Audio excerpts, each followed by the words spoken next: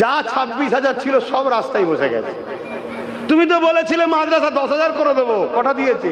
উপরন্তু যা মাদ্রাসা আছে সব বেদখল হচ্ছে। তুমি তো বলেছিলে 1 সপ্তাহ 1 মাসের মধ্যে আনিস খানের বিচার হবে, হয়েছে?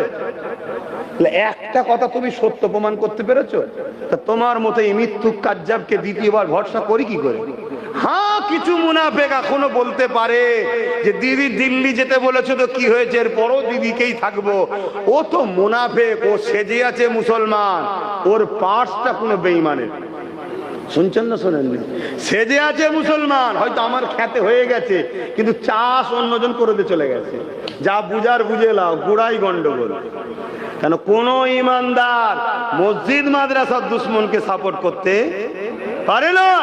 আর এই মসজিদ মাদ্রাসার দুশ্মন যারা, তাদেরকে নিয়ে এখনো যারা নাচতে চাইছে, তারা কখনো ইমানদার হতে পারে না।